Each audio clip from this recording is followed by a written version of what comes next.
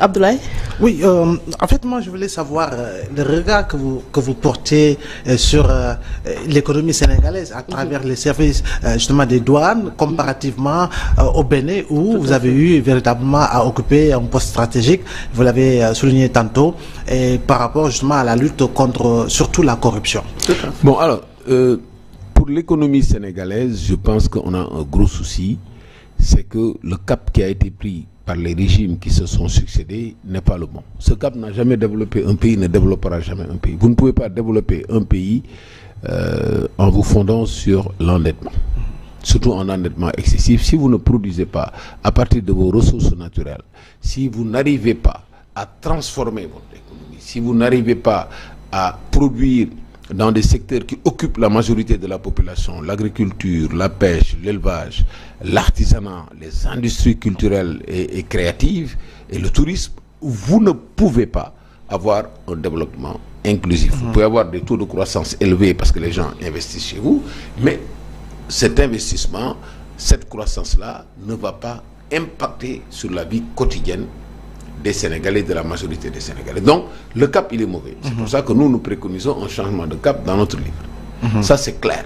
Maintenant, dans ce cap-là, il y a des gens qui ont fait mieux que d'autres. Il y a des gens qui ont pu limiter l'endettement, qui ont pu l'effacer. Mais, par exemple, ce régime, il a fait exploser l'endettement avec 13 000 milliards qui dépasse carrément le seuil qui était déjà... Certains annoncent même le chiffre de 16 000 milliards. Oui, bon, moi je pense que les derniers chiffres que j'ai eus, c'est autour de 13 000, 14 000, mais c'est catastrophique par rapport au niveau auquel il l'avait trouvé, avec un effacement de la dette au moment où ils arrivaient. Parce que c'est la méthode la plus paresseuse, l'endettement public. Ouais. C'est la méthode la plus paresseuse. Il faut développer l'environnement des affaires, attirer les investissements. Ils mettent leur argent, ils payent les impôts, ils créent des emplois durables. Alors que si vous empruntez, c'est vous qui remboursez et vous avez des emplois au moment où on fait les travaux, après c'est fini. Maintenant, comparativement aux autres pays, le problème c'est que le Sénégal a eu une avance au départ. Mais malheureusement, on a avancé en temps de scie. Parfois, on a des régimes qui ont accéléré, qui ont commencé à faire des choses et après, paf, ils retournent. Et effectivement, votre question est très pertinente. C'est que la plupart du temps, quand les gens glissent de l'intérêt collectif à l'intérêt privé, la corruption s'installe et le pays se casse. Justement avec la permission de Nedima, on a eu à connaître une traversée du désert par rapport justement à l'approche économique au Sénégal. Sous Abdou Diouf, c'était les plans d'ajustement structurel. Après 2000, le Sénégal a eu un effacement de la dette dans le cadre des PPTE, les pays pauvres, très endettés, avec le Club de Paris d'une part, les institutions de Bretton Woods, etc. On a vu les chantiers d'Abdoulaye Wade. En 2012, on en était à peu près 2700 milliards de dettes, si je ne m'abuse. Aujourd'hui, avec le président Macky Sall, c'est pratiquement les mêmes ordres de chantier. Autrement dit, la construction d'infrastructures telles que les autoroutes, etc. On en est à près de 14 000, 15 000 milliards. Est-ce que on peut penser que les Sénégalais peuvent redouter justement le fait de pouvoir ou de penser pouvoir revivre justement les années de Braise?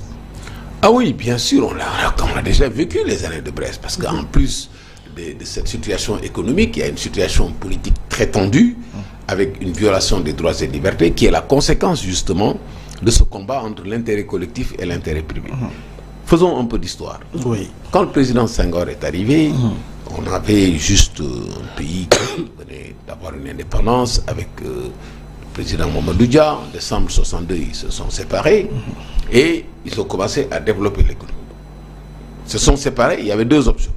L'option du président Senghor a gagné. Il a remis la constitution, pouvoir présidentiel, exécutif, 63. Et il commence à faire des projets. 64, loi sur le domaine national, il commence à projeter avec juste les mêmes... truc qu'on avait, l'arachide, tout. Il a toujours réclamé Barigo Fukijuni, le kilo d'arachide à 500 francs. Jusqu'à présent, on ne l'a pas. Et ça commence à bouger. 67, 68, les gens se disent, mais attends, on ne voit rien sur le plan économique. Il y a des revendications syndicales des enseignants et tout. Tension. 68, 69, c'était la catastrophe. Le pouvoir était presque dans la... Effectivement. Un régime dur, parti unique de fait, comme ils disent.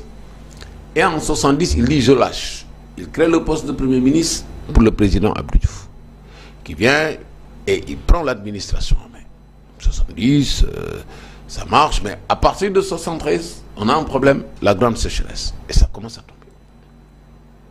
Ça commence à tomber, il n'y a plus de pluie, il n'y a pas beaucoup d'argent, le budget, c'était pas grand-chose.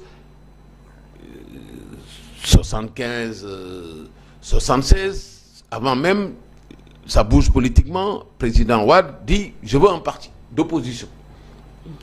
Il a son parti de contribution, comme il l'appelait, en 74. Le président Cheikh Anta Diop vient en 76. Il dit « moi je veux mon parti ». Auparavant, on lui avait dissous le FNS et le BMS. Il veut son parti, le président Senghor refuse et crée la loi des 4 courants. Disant il faut un courant socialiste, un courant marxiste-léniniste, un courant conservateur et un courant libéral. Bon, on va prendre le courant libéral, il était travailliste libéral, je ne sais même plus qu'est-ce qui explique ce changement. Senghor prend la voie socialiste, Majmoud Diop, marxisme-léninisme, et Boubacar Gueye, conservateur. On a 4 courants. Président, le RND refuse le combat pour la reconnaissance, 76. Refuse complètement la reconnaissance des partis. Donc il y a eu une pression énorme sur ça. Et c'était une bataille incroyable. Et moi j'étais là, on était jeunes lycéens, c'était la bataille pour la démocratie. Économiquement, rien n'avançait. On n'avait pas vu, il y avait l'administration qui était gérée par Senghor, il avait fini. Et il avait un gros projet avec les Iraniens de Kër Pahlavi, un complexe pétrochimique, et le chat est tombé en 79. Et 80, Senghor part. En partant, il a fait quelque chose d'extrêmement grave. Extrêmement grave. Il a changé la constitution, article 35, en disant qu'il va être remplacé par un premier ministre et que ce premier ministre va terminer son mandat. Donc de 80 à 83, le président de la République exerçait un mandat sans être élu. Effectivement. C'est pour ça que c'est très grave, et ça on le voit, de tenter de mettre des fonctionnaires, tu prends des fonctionnaires ou des trucs que tu imposes à un parti politique ou à un État, c'est extrêmement grave. Il l'a fait avec Diouf, avec le yobel de l'article 35. Aujourd'hui, c'est ce que Macky fait avec Amadouba, mais sans pouvoir lui donner l'article 35. Ce qui fait que dans son parti, il aura tous les problèmes du monde pour le peuple. Il aura tous les problèmes du monde parce qu'il ne s'est jamais battu pour le peuple. On n'a jamais vu sa compassion, sa bataille pour le peuple. Donc, je termine juste pour ça, pour revenir à l'ajustement. Donc, Diouf prend le pouvoir, il gagne sans grande difficulté en 83, et après, vous voyez la situation économique.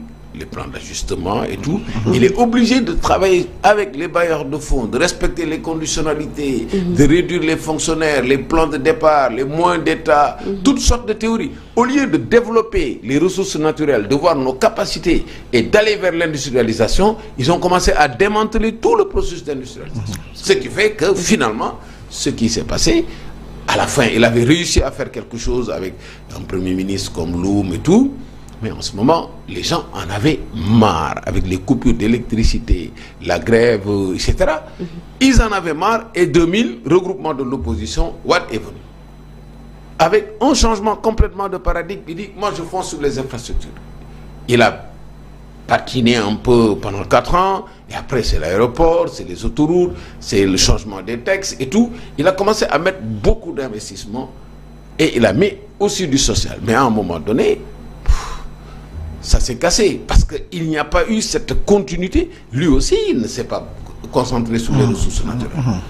Et quand Wade et l'autre est venu, il a pris tous les travers de Wade. Il les a critiqués complètement. Et quand il est venu, il a fait comme l'inverse. C'est ça le problème. Aujourd'hui, les régimes qui se sont succédés ont atteint leur limite. Il faut complètement changer de cap. D'accord. Alors, depuis 2 ans, l'on prévoit une croissance à 2 chiffres, mais jusqu'à présent, on ne parvient toujours pas à atteindre ce taux parce que tout simplement, il y a le retard causé dans la gestion des ressources naturelles avec le Grand Tortue d'Ahmeyim et le projet Sangomar. Alors, est-ce que c'est pertinent de baser ces recettes, sa croissance, sur des rentes pétrolières? Oui, mais il faut d'abord les avoir. Aujourd'hui, ils avaient prévu une croissance à 2 chiffres avec une contribution de 4% pour les produits pour l'exploitation pétrolière. Oui. Sans l'exploitation pétrolière, ils n'ont pas de substitution. Ils ne peuvent pas. Ils ne peuvent pas. Ce n'est pas possible. Même s'ils ont une croissance à 2 chiffres, c'est une croissance qui ne va pas être inclusive. Parce que les secteurs essentiels vers lesquels il faut mettre l'argent, il n'y a pas d'argent. On n'a pas mis l'argent dans l'agriculture. On n'a pas mis de l'argent dans l'artisanat. On n'a pas mis de l'argent dans la pêche. On n'a pas mis de l'argent dans l'élevage, dans les industries culturelles et dans le tourisme. C'est là où il y a du monde. Donc, aujourd'hui, même si on avait une croissance à 2 chiffres, ça ne signifierait pas que les gens vont sentir cette croissance. Alors, c'est quoi le problème au juste avec cette croissance? On a l'impression que nos croissances en Afrique ne sont pas inclusives. Mais justement, parce que justement l'orientation, quand vous voulez développer un pays, il faut voir les secteurs dans lesquels les populations se trouvent pour qu'ils puissent avoir des revenus, épargner, investir et rester sur place. Vous ne le faites pas. Si vous vous endettez, vous êtes obligé de payer. Celui qui vous prête de l'argent ne vous prêtera jamais de l'argent pour le mettre dans l'agriculture, la pêche ou l'élevage. Il va vous prêter de l'argent pour le mettre dans les infrastructures, il va faire travailler ses entreprises, il va faire travailler et vous allez payer, et ce que j'appelle une croissance roussitunguru. Parce que l'essentiel repart. Il vous reste des miettes. Et ça, je l'ai critiqué pendant longtemps. Même si on avait 15% de croissance, si cette croissance est orientée comme ça, les populations vont trinquer. Ils ont des problèmes de semences, ils ont des problèmes d'engrais, ils ont des problèmes d'eau, ils ont des problèmes de terre en plus. Et aujourd'hui, les revenus sont là, ils ont leurs produits, le prix est modique. Mais vous ne pouvez pas le faire. Il y a combien d'artisans au Sénégal, coiffeurs, cordonniers, etc. On a fait le tour du pays, on est allé dans les villages artisanaux, etc. Mais c'est incroyable. Ils n'ont même pas de produits. Le cordonnier n'a même pas de peau. Le bijoutier n'a pas d'or. Et c'est des gens qui nourrissent la majorité de la population. Donc voilà un peu, le commerce n'est pas organisé, il y a un secteur informel qui est là, qu'on ne peut pas appréhender. Quand tu n'organises pas ton pays, dafay yàgg rek, mais da ngay mujj càng. Et c'est ça qu'on est arrivé à la limite. Et aujourd'hui, si on ne change pas de cap, et que les tenants du pouvoir veulent garder le pouvoir, ils vont utiliser la répression. Et tous les gens qui vont être perçus comme voulant remettre en cause le système, mais vont être réprimés. Et c'est ce qu'on a. C'est le combat entre l'intérêt collectif et l'intérêt particulier. Ceux qui veulent accaparer l'État pour développer l'intérêt particulier, ils vont se battre pour que ceux qui sont pour l'intérêt collectif n'aient pas voix au chapitre.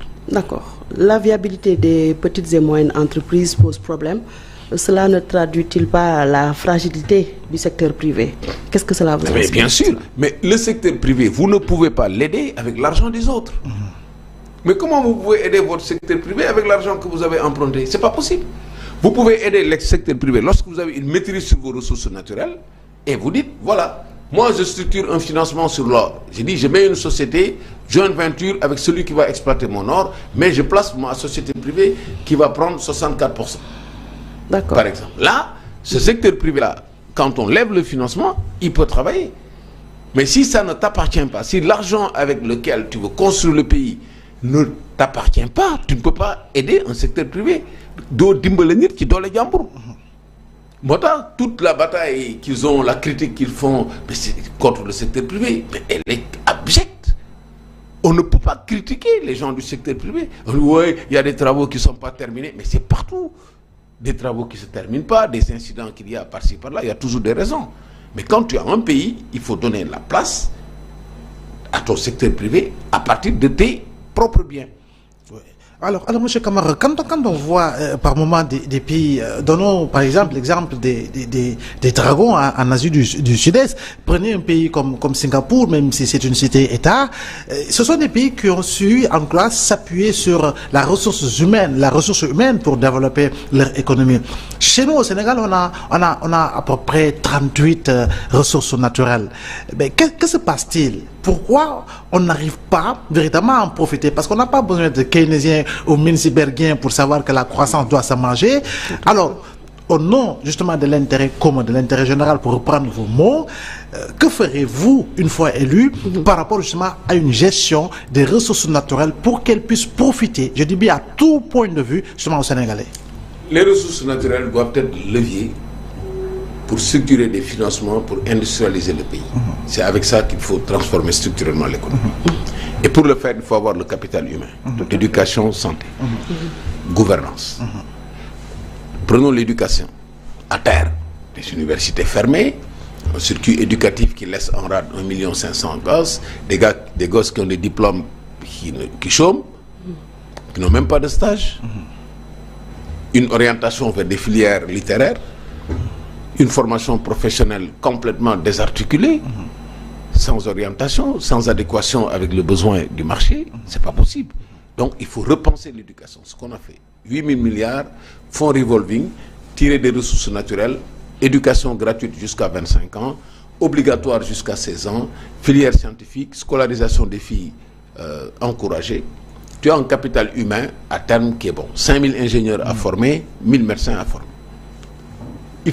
L'éducation, c'est la priorité. Et tu mets la santé, il faut qu'ils soient en bonne santé. Prévention, rattrapage, 1 000 milliards par an pendant 5 ans. Nous, on a tout structuré. Capital humain. Tu luttes contre la corruption, tu regroupes l'ensemble des corps de contrôle, il y a une autonomie, il y a une surveillance, les gens sont formés, ils ont des valeurs, c'est clair. Maintenant, ce sont ces gens-là qui peuvent, à partir des ressources naturelles, structurer des financements, faire des partenariats publics-privés, faire du bartering, c'est-à-dire des échanges, vous structurez vous donnez une partie de vos ressources sous forme de nantissement, les gens travaillent sur place, transforment sur place, tu crées des emplois, et en contrepartie, ils tirent leurs bénéfices, mais ils te mettent des infrastructures. On a 4 000 milliards d'infrastructures financées à partir de là. Maintenant, quand tu as tes ressources naturelles, tu les transformes, tu industrialises les produits dont les secteurs porteurs de la croissance inclusive ont besoin. Les machines pour l'agriculture, l'insémination artificielle pour les stockages pour le lait, etc. Tout ce qu'il faut pour l'artisanat. Tout, par exemple, les produits qu'on a... On a eu ici la guerre de l'oignon. Parce que simplement... Donc ça, c'est l'industrie qui fabrique les machines. Donc tu importes moins.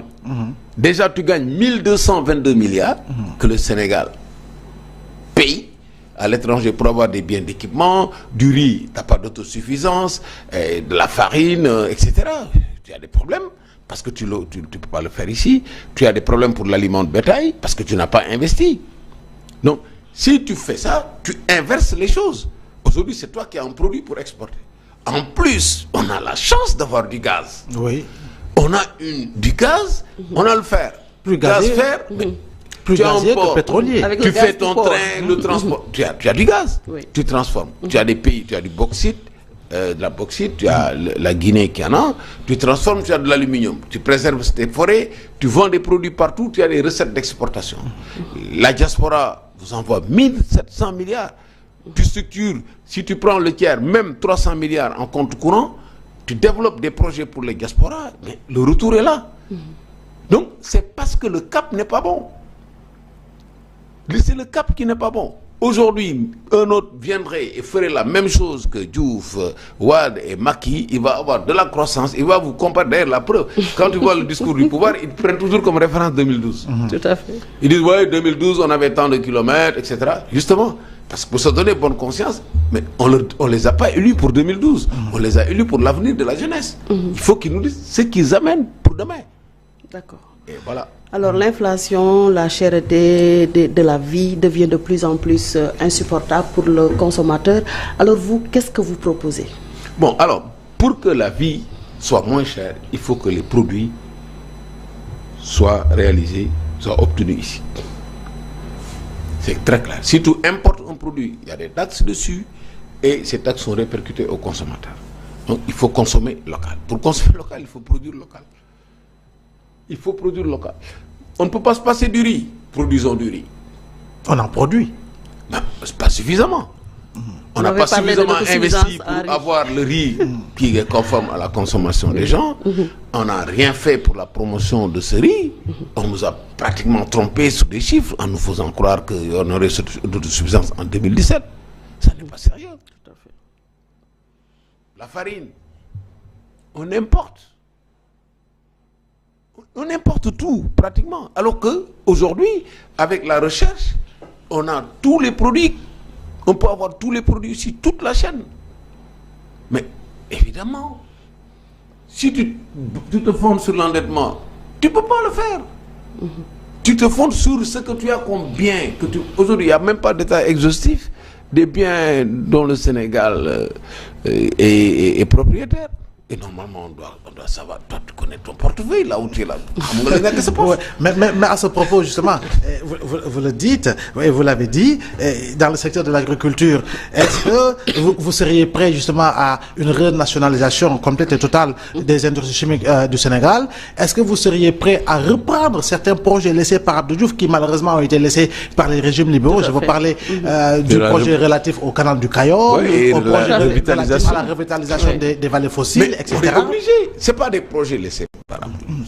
En fait, ce qui s'est passé, quand les colonisateurs ont voulu nous imposer la monoculture de l'arachide, ils nous ont privés d'eau en cassant toutes les descentes d'eau.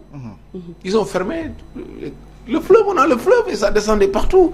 Partout, vous allez à Diourbel, à Touba, partout les gens cultivaient, ils pouvaient tout cultiver et ils n'étaient pas obligés de faire de l'arachide. Ils ont tout fermé, il n'y avait plus d'eau. Les gens étaient obligés d'attendre la saison de pluie pour faire de l'arachide, vendre le produit que les gens transforment pour les huileries, qu'ils ont mis en place un peu partout, Kaolack et tout, et à l'étranger. C'est ça qu'il faut casser, c'est ça qui n'a jamais été cassé. D'accord. Alors, donc, il faut revitaliser les vallées fossiles, reprendre le canal du Caire. On a de l'eau à gogo. Il y a des eaux pluviales qui sont là, il y a de l'eau douce qui est rejetée à la mer. Tu le récupères. Au lieu de le faire, ils sont en train de faire de la désalinisation de l'eau de mer. Alors que le Sénégal regorge d'eau.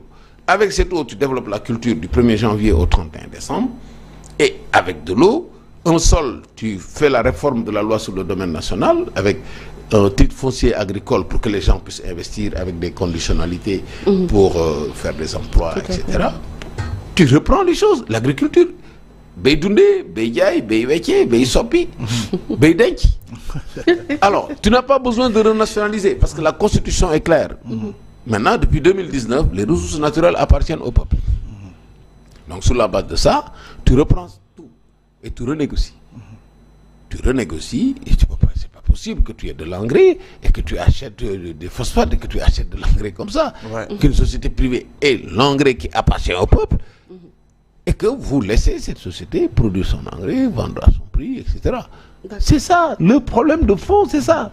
Donc, c'est le changement de cap. Ou bien on retombe dans les mêmes travers et en plus la répression antidémocratique pour que l'intérêt collectif ne prenne pas le dessus sur l'intérêt